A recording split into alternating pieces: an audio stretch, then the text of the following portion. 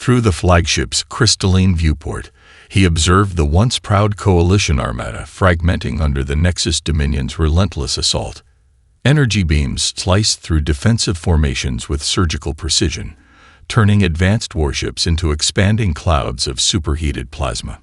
The Seventh Fleet had already lost 30% of its combat capacity, and the Dominion's massive dreadnoughts were still advancing. Shields at 28%, announced Sub-Commander Vex, their skin shifting to the pale blue of despair. The Dominion has broken through Sector 7's defense line. Vex's facial tentacles coiled tightly, a gesture of frustration his species couldn't suppress.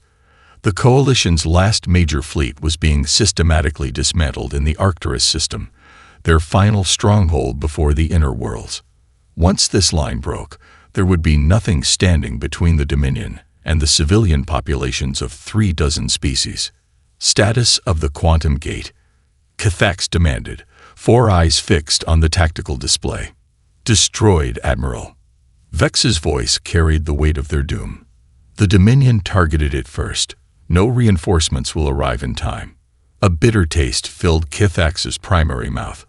Of course they'd destroyed the gate. The Dominion never left anything to chance. It was why they'd conquered half the known galaxy in less than a decade. Their energy weapons represented the pinnacle of military technology, and their quantum shields could repel any known weapon in the galaxy. Lieutenant Commander Hayes is requesting immediate access to the command deck, announced the communications officer. Cathax suppressed a wave of irritation. The human liaison officer had been assigned to his flagship as part of the Coalition's desperate attempt to integrate their newest members. While Hayes had proven competent, humans were centuries behind the other Coalition species in technological development.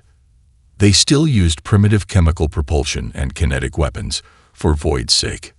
Grant her access, Cathax ordered. Perhaps the human wanted to witness how real space combat worked. It might serve as a valuable lesson for their species, assuming any of them survived. The command deck's doors parted with a soft hiss, admitting Lieutenant Commander Jessica Hayes. The human officer moved with the peculiar grace her species possessed even in artificial gravity, her dark uniform bearing the combined patches of Earth Defense Command and the Coalition Fleet. Admiral, Hayes said, snapping to attention. I've just received confirmation from Sol Command. The Third Fleet is inbound to our position. Vex's secondary heart skipped a beat. The humans are sending ships. He didn't mean to sound incredulous, but the idea was almost comical. Lieutenant Commander, while I appreciate the gesture, this battle group represents the most advanced ships in the Coalition. If we cannot stand against the Dominion's energy weapons, what do you expect your conventional forces to accomplish? Hayes smiled. It was an expression Cathax had learned to be wary of. Humans smiled for too many reasons. Sir, with respect, I suggest we adjust our formation. Pull our remaining ships into a tighter defensive sphere around the flagship. That would limit our ability to retreat, Vex protested. The Dominion would encircle us completely. That's the idea, Hayes said, her smile growing sharper. We need your ships concentrated when our fleet arrives. Trust me, Admiral. You're about to see why humanity never bothered upgrading to energy weapons. Before Cathax could respond, proximity alerts screamed across every console. The tactical display erupted with thousands of small signatures emerging from FTL travel. Initial scans tagged them as ships, but they were tiny compared to proper warships, barely larger than heavy fighters. By the void, Vex whispered. Those can't be their capital ships. They're too small to house any meaningful energy weapon systems. The human lieutenant commander was already issuing orders through her neural link to the Coalition network. All Coalition vessels adjust orbit by 0.3 degrees ascending. This is not a suggestion. The Third Fleet is coming in hot, and you really don't want to be in their firing lines. What firing lines? Cathax demanded. Those ships are too small to. Hayes's smile had become positively predatory. Admiral, respectfully, humanity spent the last 1,000 years killing each other with kinetic weapons.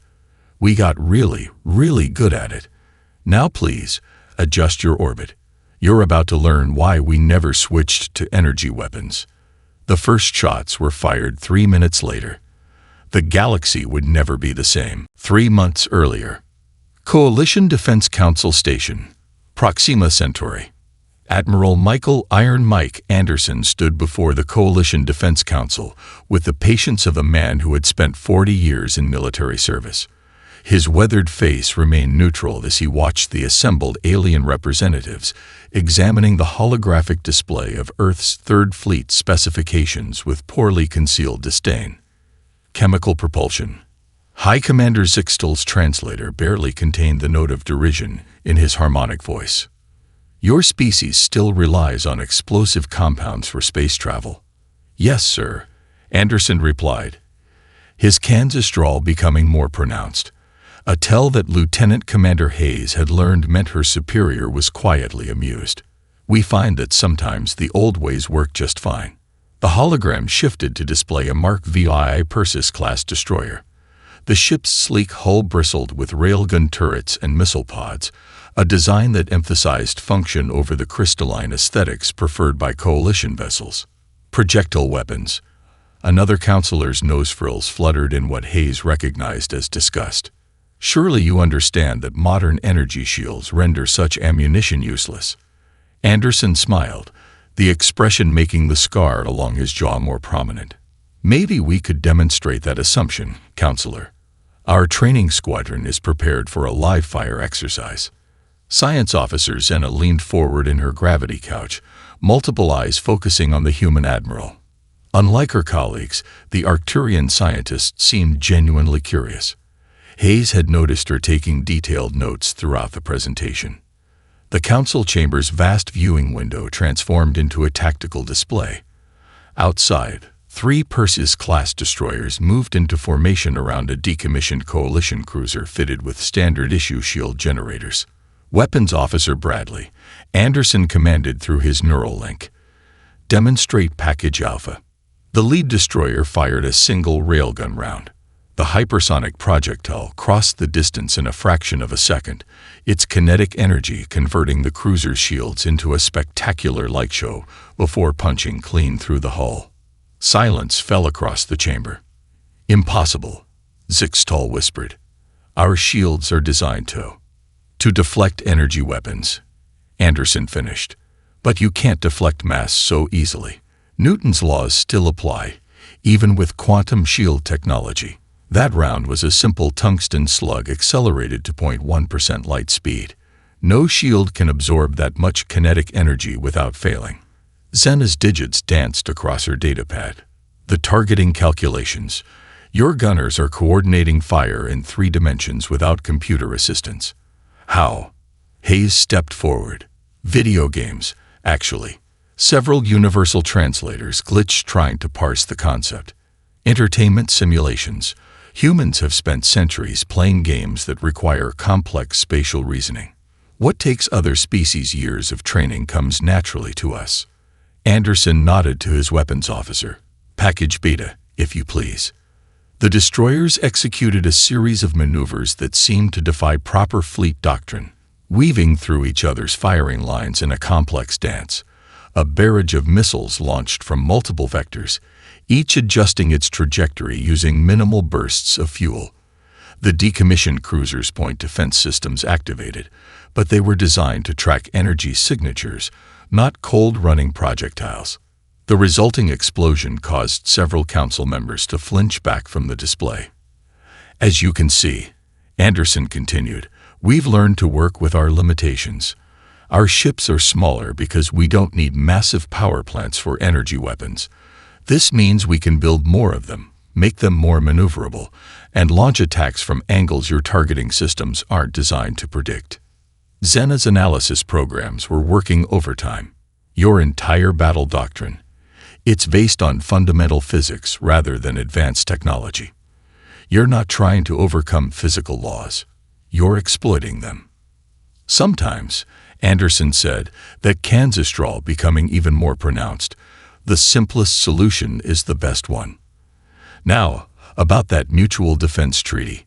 In the back of the chamber, Hayes watched the Coalition representatives trying to process what they'd witnessed. They still thought they were seeing humanity's full capabilities. None of them had asked about the other weapon systems visible on the Perseus's hull, or why human ships carried so much mining equipment. She smiled, remembering the old Earth saying, "Let them underestimate us." Supreme Commander Vexthor of the Nexus Dominion watched the Coalition fleet's death throes with clinical satisfaction. His flagship's command center displayed the battle in perfect clarity. Each Coalition ship marked in red, their failing shields flickering like dying stars. Another pathetic attempt at resistance, he commented to his tactical officer. "Their technology is decades behind ours. This is almost beneath us." "Supreme Commander," his sensor chief called out, mandibles clicking in agitation. Multiple FTL signatures detected approaching the combat zone. Vexthor's secondary eyes narrowed. "Impossible. We destroyed their quantum gate. No reinforcements could reach this system in time." "Sir, these signatures, they're not using quantum tunneling. The signatures are consistent with primitive faster-than-light drives. Thousands of them." A text-only transmission cut through every command channel, broadcasting on all frequencies in simple binary code. "Third Sol Defense Fleet arriving in 30 minutes. Admiral Michael Anderson commanding. Coalition forces adjust orbit 0.3 degrees to avoid crossfire. Suggest Dominion forces surrender now. Murphy's Law is about to take effect." Vexthor's chief strategist consulted her databanks. "Supreme Commander, Murphy's Law appears to be a human cultural reference. Their databases define it as anything that can go wrong will go wrong. A primitive attempt at psychological warfare." Vexthor dismissed. "Show me these approaching vessels." The tactical display zoomed out, revealing clouds of small ships emerging from FTL. Each vessel was barely a quarter the size of a Dominion destroyer. Their hulls were ugly, functional things, bristling with what appeared to be primitive projectile weapons and mining equipment. They sent mining ships to a combat zone. Vexthor's laughter filled the command center. "These humans are either insane or stupid. Our shields are designed to withstand." "Sir," the sensor chief's voice cracked. "The human ships, they're not decelerating from FTL. They're accelerating." The tactical officer's hands flew across her console. Multiple weapon locks detected. "Their targeting systems are. I can't predict their firing solutions. The trajectories make no sense." Another transmission cut through their communications. "Dominion Command, this is Admiral Anderson. Last chance to withdraw. Be advised, we fight dirty. Open a channel," Vexthor commanded. "Let me educate these primitives." "Channel open." "Supreme Commander." "This is Supreme Commander Vexthor of the Nexus Dominion. Your primitive weapons cannot penetrate our energy shields. Your tactics are obsolete. Your technology is inferior. Surrender now and—" "Yeah." Anderson's drawl cut through the channel. "That's what everyone says. Execute Operation Newton's Revenge." The human fleet suddenly split apart in what appeared to be total chaos. Ships spun and tumbled through space in patterns that defied conventional military doctrine. The Dominion's targeting computers struggled to track vessels that seemed to ignore basic rules of space combat. "Sir, their mining ships are. They're firing at the nearby asteroids, breaking them apart." Vexthor's expression shifted from amusement to concern as he realized the humans weren't running away. They were creating a debris field. Thousands of asteroid fragments began drifting into carefully calculated trajectories. "Impossible," he whispered. "They're using the asteroids as cover and as weapons." The first salvo from the human fleet wasn't energy beams or plasma. It was a wave of accelerated tungsten rods, missiles, and guided asteroid fragments approaching from 60 different vectors simultaneously. The Dominion's energy shields, calibrated for deflecting energy weapons, faced their first encounter with humanity's specialty, making physics itself into a weapon. In the chaos of those first seconds, Supreme Commander Vexthor finally understood the meaning of Murphy's Law. Everything that could go wrong for the Dominion was about to go wrong, and humanity had planned it that way from the start. The battle for Arcturus had begun, and the galaxy was about to learn why humans still taught their military officers about ancient Earth's naval warfare, why they practiced combat in asteroid fields, and why they never upgraded to energy weapons. Sometimes, the old ways were the best ways. Scatter strike formation, on my mark. Captain Emily Winters commanded from the bridge of the U.S. Gettysburg.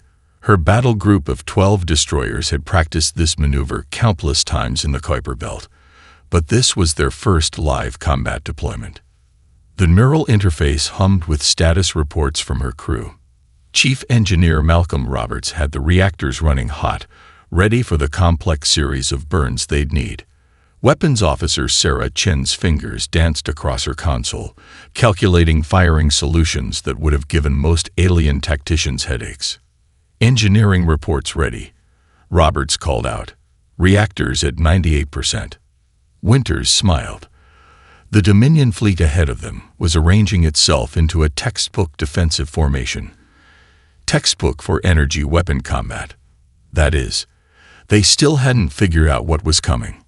All ships, execute scatter strike. Time to show them how Earth fights. The Gettysburg's battle group split apart like a firework display. Each destroyer picked its own vector, using minimal thrust to establish what looked like random trajectories. To the Dominion's targeting computers, it must have appeared as complete chaos. "Ma'am," Lieutenant Parker called from sensors, "Dominion ships are having trouble getting weapons lock. Their targeting systems are designed for predictable vectors." "That's because they never had to fight in the asteroid belt," Winters replied. "Chen, status on targeting solutions." 15 solutions plotted, Captain. First salvo ready, mixing tungsten penetrators with shaped charges. Second salvo will be mining charges and debris spreaders. The bridge crew worked with practiced precision.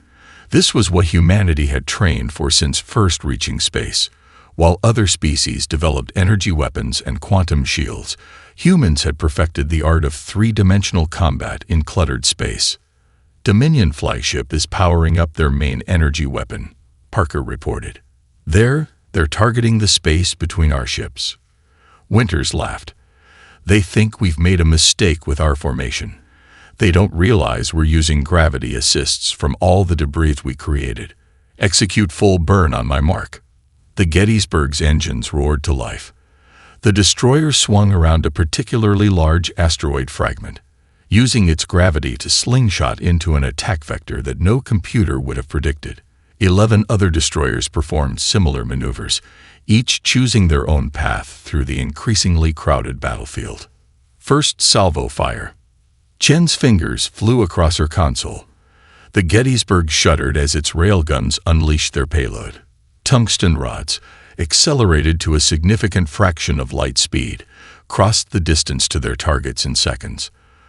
The Dominion's energy shields flared brilliant purple as they tried to cope with kinetic energy they were never designed to deflect. Direct hits on 3 targets, Chen reported with professional satisfaction. Their shields are failing. Penetration confirmed on 2 vessels. Third target is venting atmosphere. Winters opened a channel to her battle group. Second wave. Commence mining operations. The Dominion commanders must have been confused by that order. Why would humans deploy mining equipment in the middle of a battle? They were about to find out. Specialized charges, designed to break up asteroids for mining operations, detonated throughout the debris field. Thousands of fragments, their trajectories carefully calculated by Chen's targeting computers, turned the battlefield into a 3-dimensional shooting gallery. Dominion ships attempting to return fire, Parker reported. Energy beams they're hitting the debris, Captain. The fragments are dispersing their weapon energy. That's because their targeting systems can't handle this many moving objects, Winters explained. They're used to clean battles in empty space. Time to show them how we fought each other for centuries. All ships, execute Hurricane Protocol. The destroyers switched to their secondary weapons, conventional missiles loaded with shaped charges. In open space, such weapons would be easy to track and destroy. But in this chaos of tumbling debris and conflicting sensor readings, they were nearly impossible to distinguish from the surrounding fragments. Multiple impacts detected, Chen called out. Dominion formations are breaking apart. Captain, they're trying to retreat into clear space. Winters grinned. Oh no, you don't. Squadron 3, deploy the nets. Let's show them another trick from Earth's naval history. The battle was far from over, but humanity had made its point. Sometimes, the best technology wasn't the most advanced. It was the most practical. And humanity had spent centuries perfecting the practical art of warfare. Commander James "Rocket" Martins watched the tactical display aboard the U.S. Magellan with the practiced eye of someone who'd spent 20 years mining the asteroid belt. His ship wasn't a traditional warship. It was a converted mining vessel, heavily modified, but still bearing the scars and patches from years of asteroid mining operations. Engineering reports all mining lasers charge. Lieutenant Amanda Foster reported from her station. Breaker charges are armed and ready. Martinez nodded, his weathered face creasing into a smile. Time to show these folks why Earth's mining fleet is part of our combat doctrine. Status of target field. Asteroid Cluster 7 Alpha is in optimal position, Foster replied. Dominion fleet is maneuvering exactly where we want them. The Magellan's bridge crew consisted entirely of veteran asteroid miners turned military personnel. They'd spent years learning how to break up space rocks efficiently, and now they were about to demonstrate why that experience mattered in combat. All mining squadron vessels, execute Operation Rockslide, Martinez ordered through the neural link. Remember your training, just like breaking up ice deposits on Europa, but with more shooting. 20 converted mining ships moved into position around the asteroid cluster. Their specialized cutting lasers, designed to slice through solid rock, began carving the asteroids into precisely calculated fragments. Breaker charges, normally used to split valuable mineral deposits, detonated in careful sequence. Sir, Lieutenant Carlos Ramirez called from his sensor station. Dominion ships are attempting to target our mining lasers. They think they're weapons. Martinez chuckled. Well, they're not wrong. Foster, show them why we keep our mining equipment so well maintained. The Magellan's main mining laser, powerful enough to cut through solid iridium, sliced across a Dominion destroyer's bow. The energy shield flared, but the continuous beam, designed for prolonged cutting operations, drained its capacity faster than combat energy weapons. Multiple Dominion vessels adjusting course, Ramirez reported. They're trying to find clear space, but there isn't any. We got rock fields in every vector. That's because they never had to fight in the belt, Martinez said.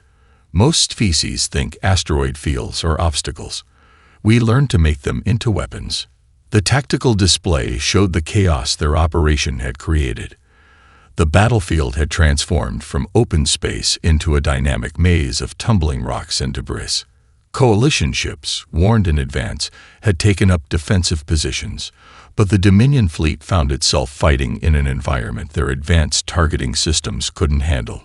Sir, detecting multiple collision warnings in the Dominion fleet, Foster reported with professional satisfaction. Their ships are designed for open space combat. They don't have our maneuvering experience. Martinez opened a channel to his squadron. Phase 2, folks.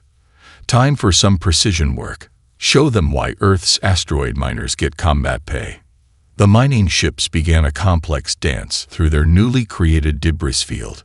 Each vessel fired its maneuvering thrusters in patterns that would have seemed random to outside observers. But every motion was calculated, every thrust timed to the second. Dominion flagship is attempting to coordinate their response, Ramirez called out. They're trying to blast clear paths through the debris field. Mistake, Martinez said. Foster, demonstrate why that's a bad idea.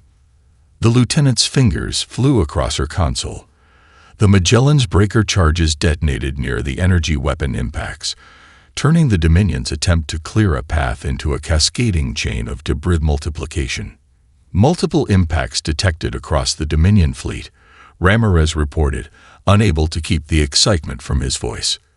Their formation is completely broken. They're actually colliding with each other trying to avoid the debris. Martinez nodded grimly. That's what happens when you never learn to dance in the rocks. All mining ships begin herding maneuvers. Let's remind them why humanity's Space Force includes our mining fleet. The battle continued to evolve, but one thing was becoming clear to the watching coalition forces. Humanity hadn't survived centuries of asteroid mining by accident. They'd turned it into an art form, and now they were showing exactly why their primitive technology was anything but obsolete. Running silent, Lieutenant Commander Lisa Crazy Eyes Thompson whispered, though there was no need for whispers in space. Old habits from submarine simulations died hard. Her battle group of stealth-modified destroyers drifted through the debris field, every non-essential system powered down. The U.S. Nautilus led the formation, if you could call it that. Each ship in her group was scattered across a sphere roughly 10 kilometers wide, using fragments of asteroids as cover. Their hulls, painted with radiation-absorbing materials, were nearly invisible against the backdrop of space. Status of Dominion search patterns, Thompson asked. Lieutenant Marcus Jackson, her tactical officer, studied his passive sensors. They're still using active scanning, ma'am. Standard search grid. They haven't figured out we're using 20th century submarine tactics yet. Thompson smiled in the dim red light of the bridge. The Nautilus's Combat Information Center deliberately mimicked the layouts of ancient Earth's submarine fleet, not because it was the most efficient design, but because humanity had spent centuries perfecting the art of hidden warfare beneath Earth's oceans.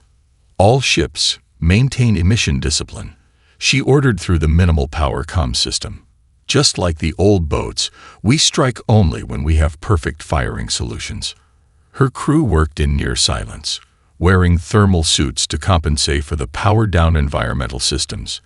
Every joule of energy they weren't using for life support went into maintaining their sensor stealth. Contact, Jackson whispered unnecessarily. Dominion cruiser passing within 2 kilometers. Their active sensors are being scattered by the debris field. Perfect, Thompson said. They're expecting energy signatures from our reactors. They don't realize we can run almost silent on backup power. Status of targeting solutions. Multiple solutions calculated, her weapons officer, Lieutenant Sarah Cooper, reported. All ships in strike group reporting ready. We have clear lanes through the debris field. Thompson closed her eyes, visualizing the battlefield in 3 dimensions just as she had in countless submarine warfare simulations. Execute Ohio Protocol on my mark. The name was deliberate, a reference to Earth's Ohio-class submarines, vessels that had perfected the art of silent running and devastating first strikes. Space warfare wasn't so different from underwater combat. Both environments required thinking in 3 dimensions. Both required understanding how to use the environment as cover. Mark. 8 destroyers powered up simultaneously. Before the Dominion cruiser could react to their sudden appearance, multiple salvos of kinetic penetrators and shake charges struck from different vectors. The cruiser's shields, already strained from deflecting debris, couldn't handle the synchronized assault. Direct hits, Cooper reported with satisfaction. Target's primary power grid is offline. They're venting atmosphere from multiple hull breaches. All ships, power down and scatter, Thompson ordered. Find new hiding spots before they can get a fix on our positions. The destroyers vanished back into the debris field as quickly as they had appeared. The Dominion's response fire passed through empty space, their targeting computers unable to predict where the human ships had gone. Ma'am, Jackson called out, detecting multiple Dominion vessels converging on our last known position. They're trying to adapt to our tactics. Thompson grinned. Too late. They don't understand what they're dealing with. Our entire battle group has been training in submarine warfare tactics since Academy. Signal the next attack group. They're clear to begin their run. Across the battlefield, Another group of human destroyers was already setting up their own attack vector. The Dominion fleet, designed for bright, energy weapon battles in open space, found themselves fighting an enemy that understood something fundamental. Space, like Earth's oceans, was really just one big place to hide. New contact, Jackson reported. Dominion dreadnought entering our sector. They're launching fighter screens. Perfect, Thompson said. That's exactly what we wanted them to do. Signal Commander Martinez's mining ships. Tell them they have their opening. Time to remind everyone why humanity studies historical warfare. The battle continued to evolve, but one thing was becoming clear. Humanity hadn't spent centuries developing submarine warfare tactics for nothing. The stars might be different, but the principles of stealth, patience, and perfectly timed strikes remained the same.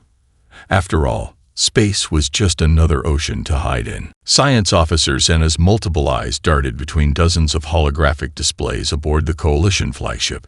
Her data processing implants were working at maximum capacity, trying to analyze the human battle tactics that had thrown the Dominion fleet into chaos.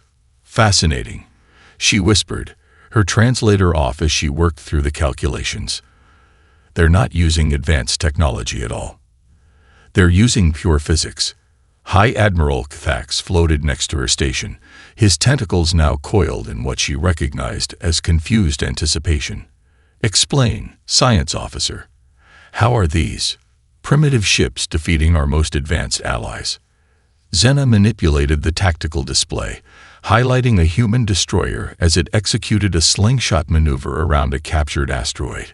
Look at this trajectory, Admiral. They're not fighting technology with technology. They're using fundamental forces of nature. She brought up another display showing weapon impacts. They're kinetic weapons. We dismissed them as primitive, but they're actually perfect for space combat. Energy weapons dissipate over distance, lose coherence through debris fields. But mass. She clicked her mandibles in appreciation. Mass accelerated to high velocity only becomes more devastating with distance. But their ships, Kthax protested. They're so small compared to Dominion vessels. Exactly. Zena expanded the display. They don't need massive power plants for energy weapons. Their ships are compact, maneuverable. Every system serves multiple purposes. She highlighted the mining vessels. Look at these crews. They're not soldiers. They're asteroid miners. They've spent decades learning to work in cluttered space environments. Lieutenant Commander Hayes appeared at her station, smiling that peculiar human expression. Starting to figure it out, science officer. Zena's primary heart raced with scientific excitement. Your entire battle doctrine, it's based on universal constants.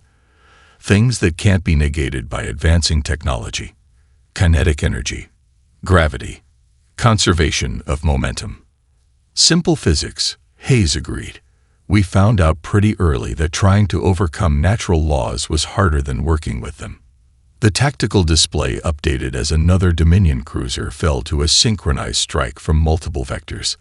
Zena's calculations showed the beauty of it. Ships appearing from behind debris, firing from angles that Dominion targeting computers couldn't predict, then vanishing again.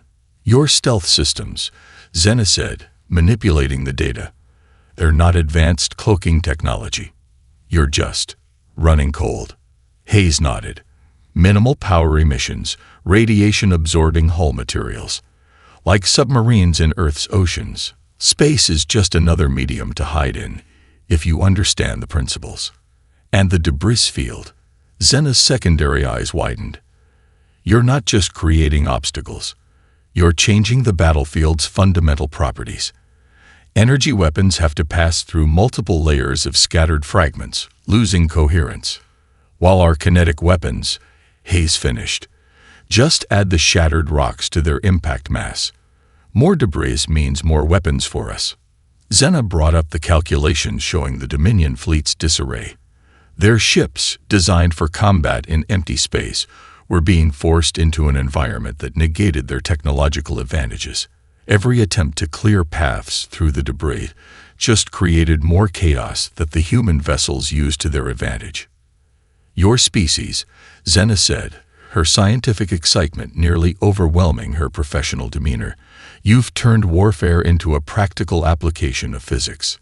No wonder you never adopted energy weapons. You already had the perfect tools for space combat." The tactical display showed another human destroyer executing an impossibly tight turn using a gravity assist from a tumbling asteroid fragment.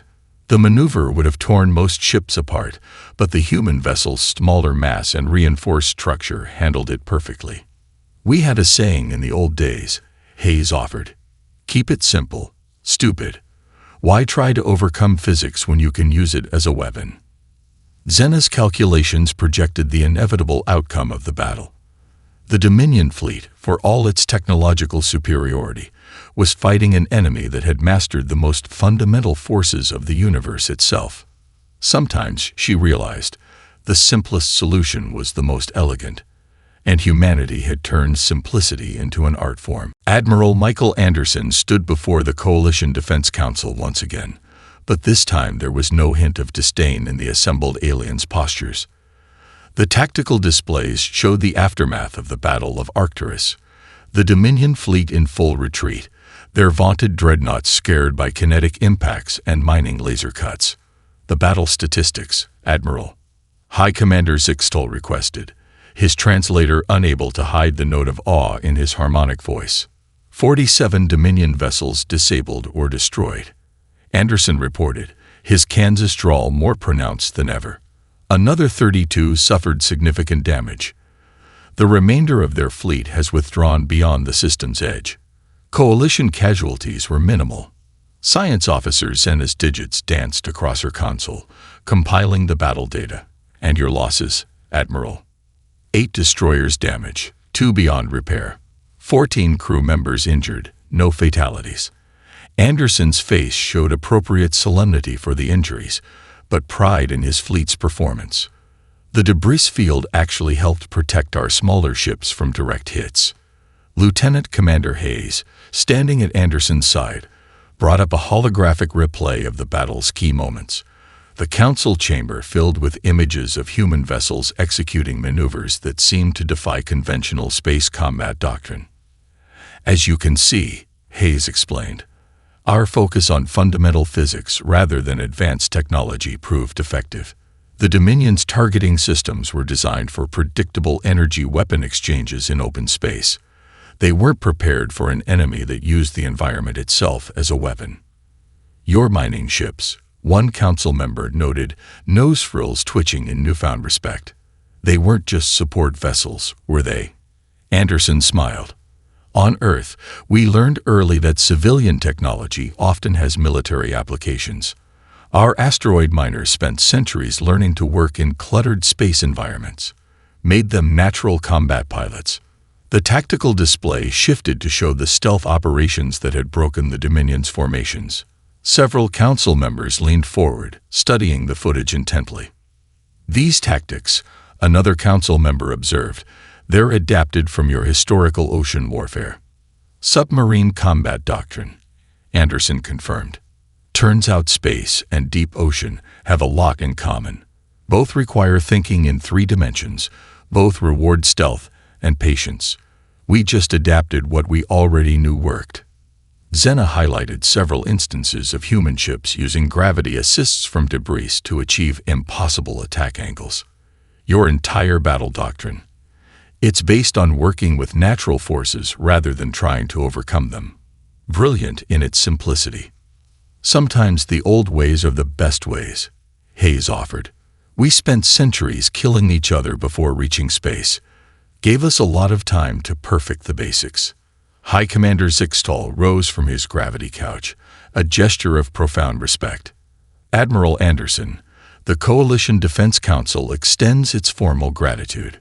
Your fleet's actions have not only saved the Arcturus system, but demonstrated the need to reevaluate our assumptions about military technology."